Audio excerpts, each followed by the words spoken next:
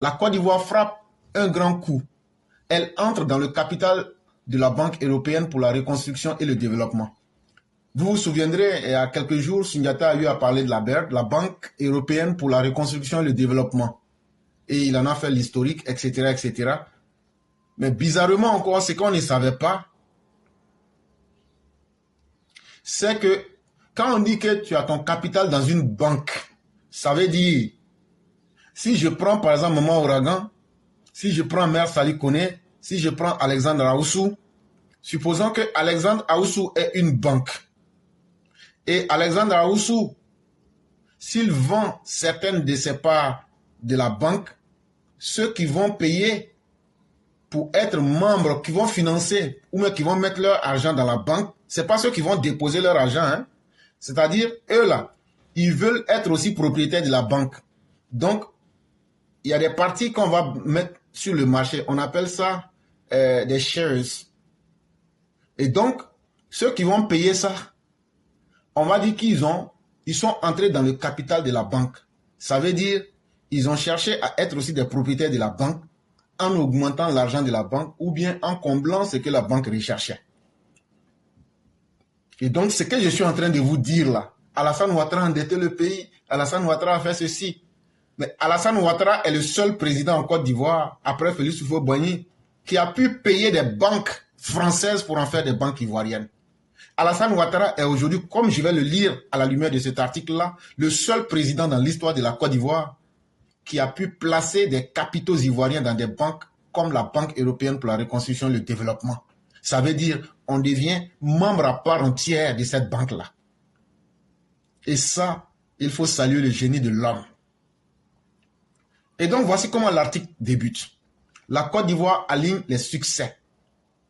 Le gouvernement ivoirien a validé, le 17 avril 2024, l'adhésion de la Côte d'Ivoire à la Banque européenne pour la reconstruction et le développement. Abidjan prend donc le train de l'extension de l'Afrique subsaharienne du champ d'action de cette institution financière. La première économie de l'UEMOA frappe un grand coup qui rapportera gros. Le Conseil a donné son accord pour l'adhésion de la Côte d'Ivoire au traité portant création de la BERD, a dit le porte-parole du gouvernement Amadou Koulibaly au terme du Conseil des ministres dans la capitale ivoirienne. La Banque européenne a acté son ouverture à l'Afrique subsaharienne et à l'Irak lors de l'assemblée annuelle organisée en 2023 à Samarkandé en Ouzbékistan. Et puisque la Côte d'Ivoire a une bonne assise financière, elle a sauté le pas. Donc ce que je viens de vous expliquer là, on va réexpliquer à nos parents. Là comme ça, ils vont bien comprendre. Parce que l'objectif, ce n'est pas de parler beaucoup français. Chers parents, il y a une banque en Europe là. Depuis après la Deuxième Guerre mondiale là, cette banque là, leur spécialité, c'est d'aider à la reconstruction des pays. La banque là, il y a 2 ou 3 jours, non, il y a 2 semaines, il y a une de nos mamans qui m'a appelé. Elle dit, mais éclaireur, il y a des gens qui sont venus. Ils disent, ils n'ont qu'à donner l'information. C'est comment? J'ai dit, comment les gens là s'appellent? Elle me dit qu'ils disent qu'ils s'appellent la Banque européenne de développement, la Banque européenne pour la reconstruction et le développement. J'ai appelé Marius Koudou. J'ai dit, mais c'est comment? Elle dit, non, calmez-vous. Ce sont des gens qu'on connaît. Ils sont en train de mener des études de terrain pour voir comment la Côte d'Ivoire se porte tout. J'ai dit à la maman, calmez-vous, il n'y a pas de problème. Une semaine après, on entend que cette banque-là va ouvrir à Abidjan. On était content. Et maintenant, on vient nous dire pourquoi cette banque-là ouvre à Abidjan. C'est là maintenant, quand on s'est renseigné là, on dit, Alassane Ouattara là, lui-même aujourd'hui prend l'argent des Ivoiriens là, pour payer des parts dans les banques européennes. Ça veut dire on devient propriétaire à un certain niveau en fonction de l'argent qu'on a payé dans cette banque-là. On devient propriétaire de cette banque-là. Et donc ça veut dire que à partir de la Côte d'Ivoire, on va ouvrir l'aide des banques européennes aux pays africains. Et donc là, les pays africains vont venir en Côte d'Ivoire pour venir demander l'aide de cette banque-là à partir d'Abidjan. Comme de la manière la BAD, il faut faire avec la BAD. Et donc, Alassane Ouattara est en train de nous redonner un pouvoir diplomatique, pour ceux qui ne savent pas. Il est en train de nous donner un pouvoir financier. Parce que quand tu es membre d'une banque, ça te donne des facilités et ça te permet d'avoir des taux de crédit à des taux vraiment extrêmement bas. Est-ce que ce que j'ai dit là, si c'est une mauvaise chose que les gens viennent nous dire, ou même si c'est ce qu'on est en train de dire là, si c'est faux, qu'ils viennent dire que c'est faux. Et donc, la Banque européenne a accepté que la Côte d'Ivoire fasse partie de ses actionnaires. Et pourquoi? Parce que la Côte d'Ivoire a une bonne assise financière. C'est l'argument que ces Européens la donnent. Ils disent que la Côte d'Ivoire a une bonne assise financière. Ça veut dire quoi? Ça veut dire la Côte d'Ivoire, là, sa gestion est bonne. La Côte d'Ivoire, là, il n'y a pas match. La Côte d'Ivoire, en termes d'argent, là, on a assis dessus. Ça, c'était la première raison. Parce que, chers tous, vous serez désolés, mais qui a envie d'être l'ami d'un pauvre ou d'un malheureux? Les banquiers, les financiers, tu peux tout leur donner. Mais si tu n'as pas l'argent, tu ne peux pas être leur ami. Quelle que soit la gentillesse ou même les relations qui te lient à un banquier là, s'il ne sait pas qu'il peut avoir des bénéfices avec toi, ou bien que toi-même là, il peut s'appuyer sur toi là, vous n'allez jamais être amis. Ils disent d'abord la première raison qui les a convaincus, c'est que Alassane Ouattara, il a une bonne assise financière. La deuxième chose qui les a convaincus, le leadership du président Alassane Ouattara, il est certainement pour beaucoup, lui qui connaît très bien le mécanisme de la finance internationale. Les gens disent, toi Alassane Ouattara là, on sait que tu as été le directeur adjoint du FMI et on sait que tu as une bonne maîtrise de la finance internationale. Donc là, ta caution même là déjà là, c'est comme si tu venais pour nous relever. C'est comme si tu venais pour nous relancer. Donc, on a besoin même de ta caution. Regardez des trucs comme ça. Quand on explique ça aux gens, que les gens comprennent, est-ce qu'un tel monsieur là, il peut demander de l'argent et puis endetter son pays? Quelqu'un même là, ce sont les gens qui courent pour utiliser son image. La Banque européenne de développement et de reconstruction dit, à part l'argent là, toi-même Alassane Ouattara, ton image là, le fait que nous, on va savoir que toi, tu vas être dans le conseil d'administration, ou même ton nom même va circuler pour dire que notre banque est dans le pays d'Alassane Ouattara. Là. Pour nous, déjà, là, c'est une garantie qui va permettre aux autres pays africains de nous faire confiance. Voilà toute la réalité qui est là. Et donc, de quoi on s'inquiète quand on dit Alassane Ouattara a endetté le pays? Alassane Ouattara n'a pas endetté le pays. La dette est comme si... Bon, les financiers même du monde disent que Alassane Ouattara maîtrise les mécanismes de la finance internationale. Et ça, ce n'est pas un fait nouveau.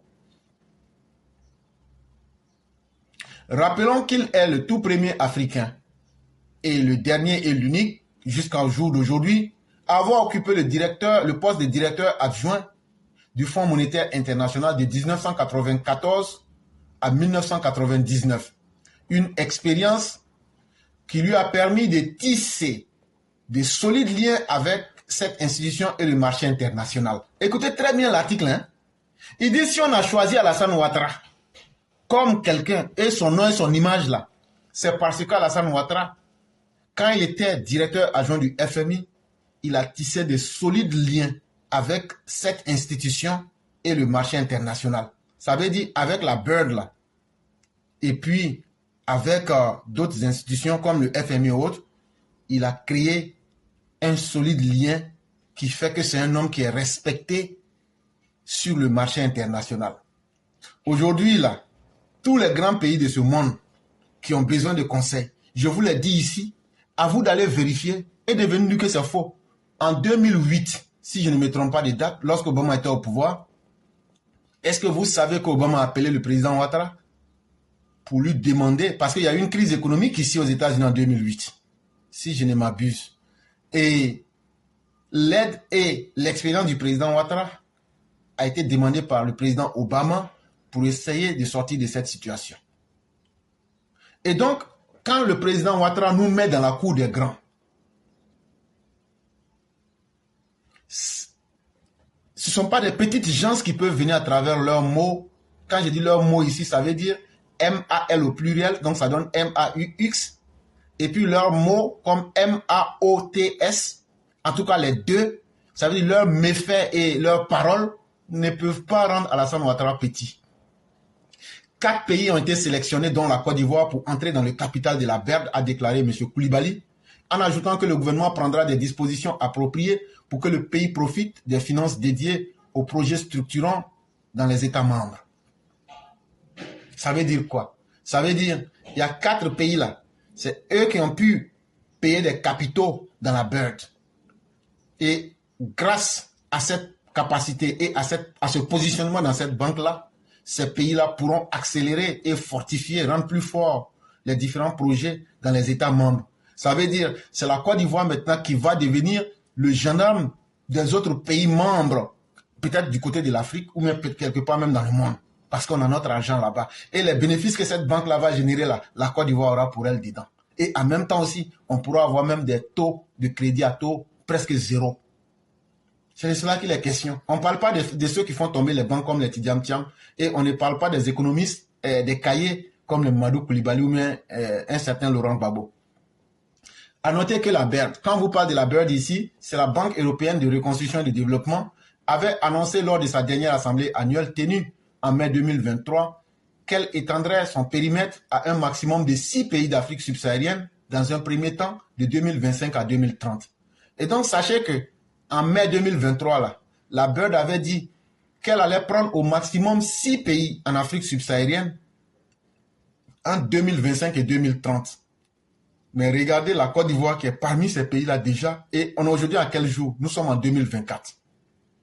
Montée en 1990 pour matérialiser l'économie de marché dans les pays d'Europe centrale et orientale, la BERD a bien grossi depuis. Elle opère maintenant en Asie centrale, dans les régions méridionales et orientales de la Méditerranée. Et donc, c'est une banque qui est devenue quasiment internationale. Pour la Côte d'Ivoire, c'est une consécration de plus. Après le relèvement par l'agence Moody's de la notation de crédit du pays. Et donc, ce que vous devez savoir, pour ceux qui sont des économistes sérieux dans le monde, cette situation vient démontrer, vous avez vu que l'agence Moody's a dit que la Côte d'Ivoire est solvable, etc., etc. C'est à partir de tout ça. Et puis les gens viennent vérifier. Et quand ils voient toutes ces réalités-là, ça rend encore le pays plus crédible. Ça fait que le pays n'est plus un pays infréquentable. C'est de cela qu'il est question. Avec l'entrée dans le capital de la BERD, le président Ouattara laissera une nation encore plus forte et des perspectives très prometteuses. Et donc, chers Ivoiriens, je ne sais pas si vous vous rendez compte de ce que je suis en train de dire. C'est-à-dire que Ouattara lui-même là, tu peux payer une banque ivoirienne, demain les Ivoiriens vont faire tomber. Mais quand tu payes une banque internationale, que tu places l'argent des Ivoiriens là-bas, ça ne peut pas tomber. Sauf si Tidiane Thiam va gérer. Et donc, ça fait que le président Ouattara, c'est ça qui fait rêver tous les politiciens aujourd'hui. Parce que la Côte d'Ivoire a un patrimoine solide, que ce soit à l'intérieur de la Côte d'Ivoire comme à l'extérieur de la Côte d'Ivoire. Et ça, il faut saluer le génie politique d'un homme qui nous a dit qu'il était économiste et qui nous a montré que lui, il est non seulement allé à l'école, mais il a bien appris à l'école et il sait le rendre sur le terrain. Pour ceux qui veulent vérifier ce que je viens de dire, vous partez sur tunisienumérique en un mot.com, vous allez voir l'article là-bas et vous pourrez le lire.